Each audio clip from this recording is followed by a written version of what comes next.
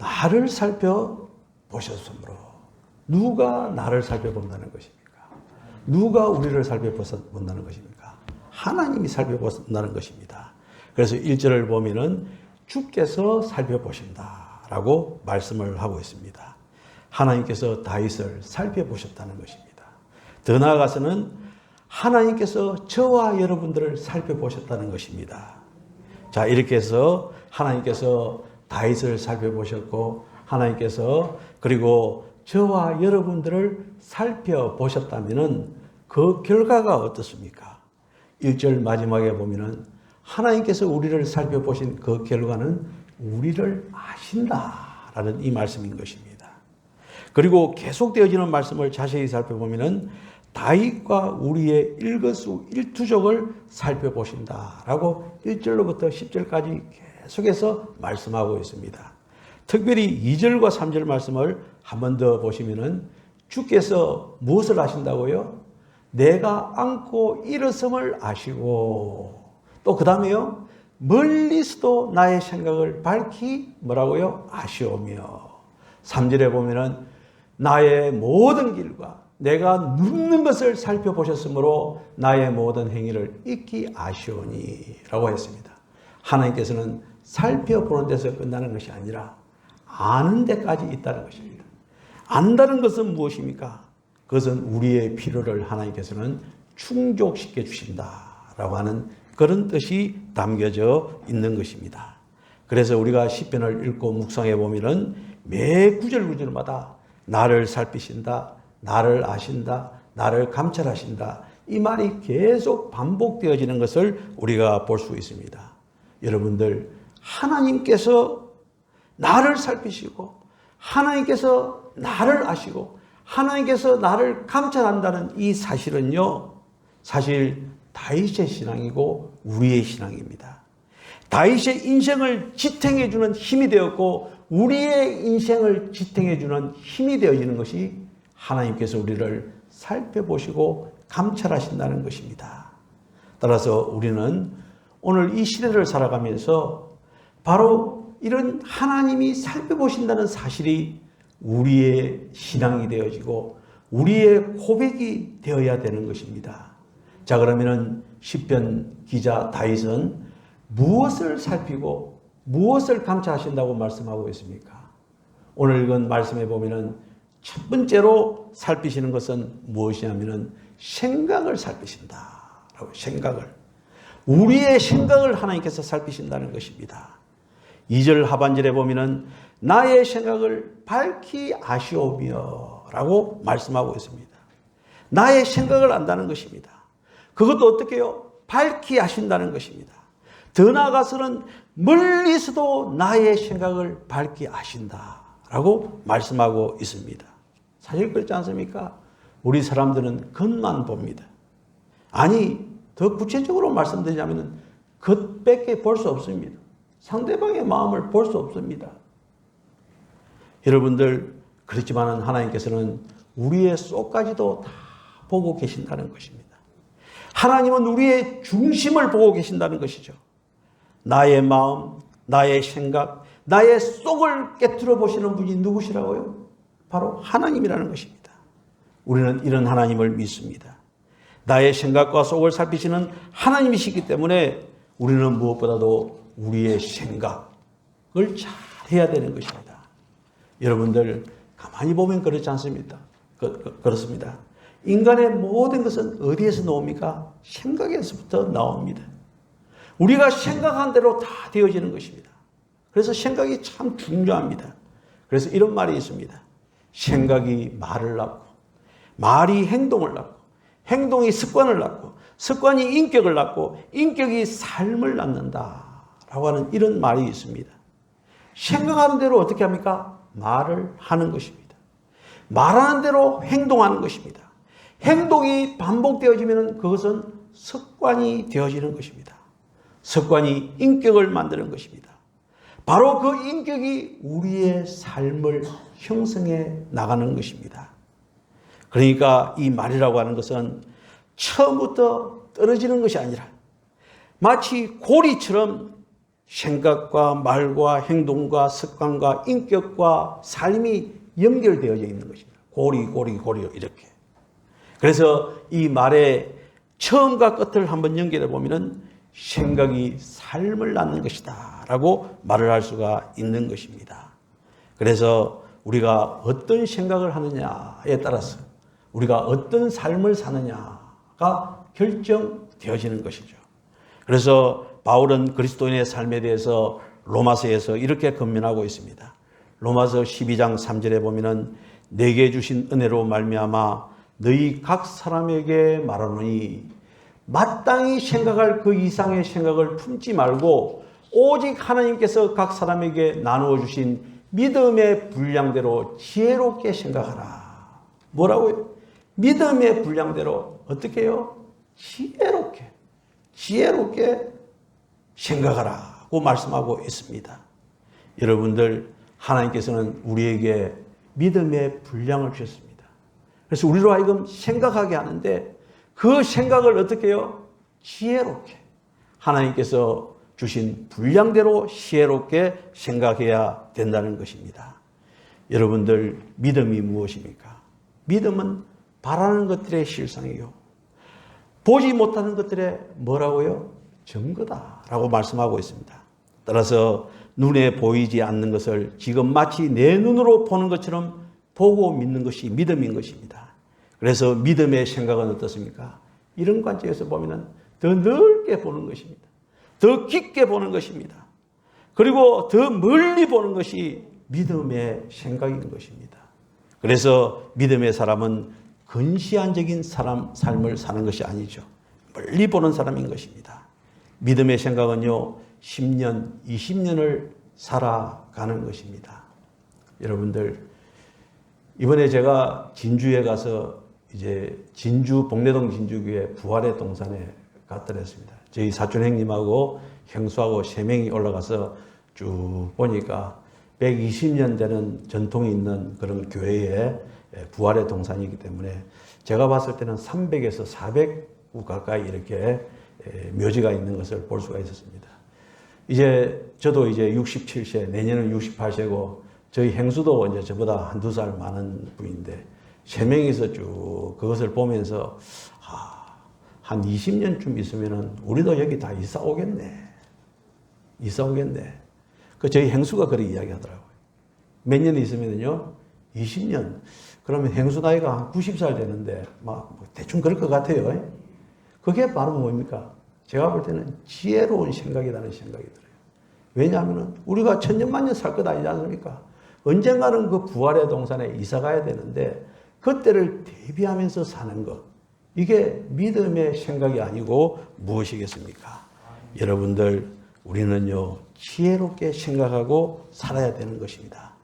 마땅히 생각할 것을 생각하고 은혜로운 생각을 하고 무엇보다도 믿음의 생각을 하면서 하나님의 뜻을 이루어가는, 하나님께 영광 돌리는 그런 삶을 살아야 되는 것입니다.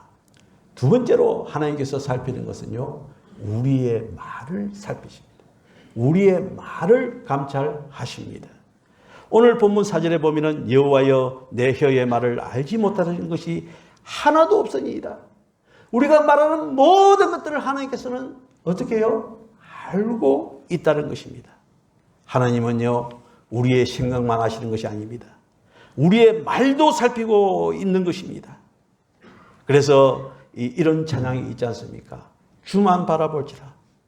하나님의 사랑을 사모하는 자, 하나님의 평안을 바라보는 자, 이렇게 쭉 나가다 너의 작은 신음에도 응답하시니, 뭐라고요? 너의 작은 신음에도 하나님께서는 들으시고 응답하신다, 이 말씀인 것입니다. 여러분들, 우리가 내뱉는 이 말 하나님께서는 다 아신다는 것입니다. 여러분들, 성경에 보면은 고넬료가 기도했지 않습니까? 그 말을 통해서 기도하거든요. 하나님께서 기억하시고 응답하신단 말이죠. 우리 장로님들 이 강단에 올라오기까지 예배 준비실에서 제가 꼭 기도를 같이 하고 올라옵니다. 기도할 때마다 제가 빼놓지 않고 기도하는 것은 뭐냐면 고넬료가 기도했을 때 하나님께서는 들으시고 응답하신 것처럼 우리 장로님들도 이 강단에서 기도했을 때 그대로 하나님께서는 들으시고 응답해 주시옵소서 이 기도를 합니다. 우리 장로님뿐만 아니라 우리 권사님들, 집사님들이 기도할 때 하나님께서는 다 듣고 계신다는 것입니다. 그런데 여기서 말이라고 하는 것은 기도의 말만 아니라 우리가 일상시에 하는 모든 말들을 두고 말하는 것입니다. 성경에 보면요, 이런 이야기가 있지 않습니까? 출애굽시의 이야기인데, 이제 그 모세는 12지파를 뽑아가지고 가나안을 탐지하게 않습니까? 그 가나안을 탐지하고 돌아왔던 그 정탐꾼들, 그 간첩들, 에이전트, 이 사람들이 탐지하고 와서 보고를 합니다. 10지파 대표들은 하나같이 부정적인 보고를 합니다. 보고가 끝나자 백성들은 아수라장이 됩니다.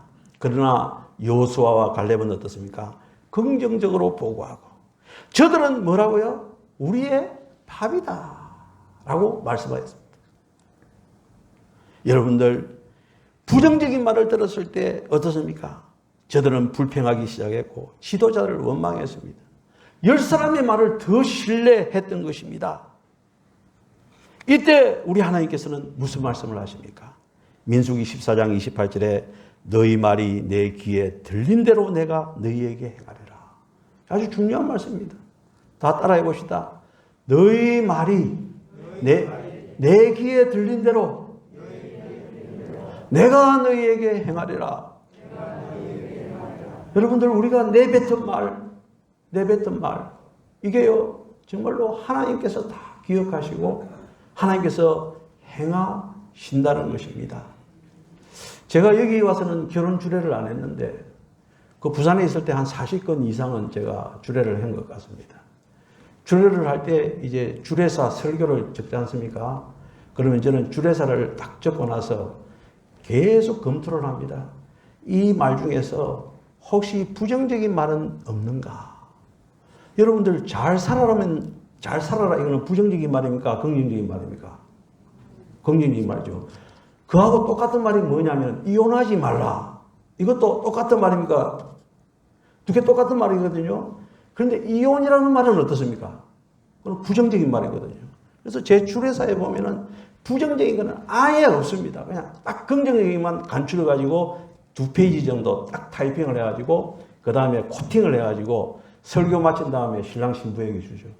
제가 기도해야 될 상황에도 기도한 것을 코팅을 딱 해가지고 줍니다. 왜냐하면 평생 보고 있으라고요.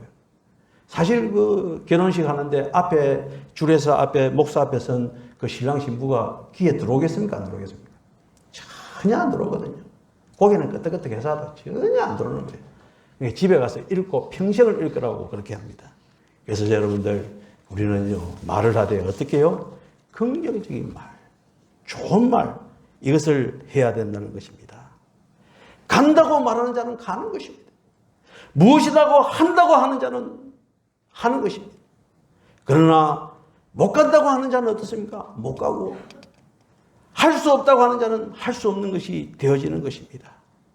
여러분들 우리의 입에 축복을 말하면 축복을 주고 저주를 말하면 저주를 주겠다라고 하는 것이 바로 하나님의 말씀인 것입니다. 그래서 여러분들 우리는요 하나님이 살펴보고 계시고 감찰하고 계시는데 좋은 말, 긍정적인 말, 은혜로운 말만 하시기를 주님의 이름으로 축원합니다. 그리고 세 번째는 무엇을 하나님께서 살펴보시고 감찰하시느냐 하면은 우리의 행위입니다. 3절에 보면은 이런 말씀이 있죠. 나의 모든 길과 내가 눕는 것을 살펴보셨으므로 나의 모든 행위를 익히 아시오니. 무엇을요? 우리의 행위를 익히 아신다는 것입니다. 여기 하나님이 나의 행위를 아신다라고 했는데 여기서 익히 아신다라고 하는 것은 확실히 또렷하게 이 내용이 담겨져 있습니다. 하나님 우리의 행위를 보는데 정확하게 보고 계시는 것입니다. 하나님은 우리의 생각도 아시고 말도 아시지만은 행위까지 아신다는 것입니다. 따라서 우리의 생각과 말과 행위 이것은 우리 삶의 전부가 아니겠습니까? 따라서 우리는 하나님 앞에서 우리의 삶을 전부 드러내고 하나님은 우리의 모든 것들을 통찰하고 살피시고 아신다는 것입니다. 그래서 시편 139편 마지막에 보면은 이런 말씀이 있습니다. 하나님이여 나를 살피사 내 마음을 아시며 나를 시험하사 내 뜻을 아옵소서. 내가 무슨 악한 행위가 있나 보시고 나를 영원한 길로 인도하소서. 라고 말씀하고 있습니다. 여러분들, 우리가 다윗은 존경할 만한 그런 인물이지만은 사실 다윗의 행위를 보았을 때 못된 짓 많이 한 사람입니다. 저도 목사로서 살아가면서 목사가 이런 삶을 살아야 되겠나라고 반성하는 때가 있거든요. 그때 이제 제 마음속에 좀 나쁜 마음 하나 생기는 게 뭐냐면 그래도 다윗보다는 낫겠지. 그렇지 않습니까? 저는 한 아내와 결혼해서 평생 같이 한 번씩 다투기도 하지만 잘 살고 있거든요. 근데 다윗 그 사람은 참 나쁜 놈이에요. 그죠? 남의 아내도 빼앗고 그 남편을 또 전쟁터에 나가서 그것도 비겁하게 말이죠. 그냥 죽이면 될 것인데 비겁하게 죽이지 않습니까? 아주 나쁜 사람이에요. 그래서 이 다윗이 그렇게 말한 것 같아요. 내게 무슨 악한 행위가 있나 보시고 나를 영원한 길로 인도하소서 라고 이렇게 말씀을 하고 있는 것입니다. 여러분들, 우리는요, 하나님께서 우리를 살피고 계신다. 감찰하고 계신다. 이 사실을 우리가 꼭 기억해야 될 것입니다. 따라서 우리의 나쁜 행위 다 내려놓아야 됩니다. 우리의 약한 모습도 내려놓고 주님의 돌보심 속에 힘을 얻어야 되는 것입니다. 그런데요, 이 시간 꼭 말씀드리고 싶은 것은 여기에다가 한 가지 추가될 것이 있습니다. 하나님만 보시냐? 아니라는 것이죠. 우리 주변에서도 우리를 보고 있다는 거예요. 그렇지 않습니까? 사람들도 우리를 보고 있어요. 미국에서 이런 일이 있었습니다. 미국 필라델피아에서 있었던 일인데 그 한인 영락교회가 있었습니다.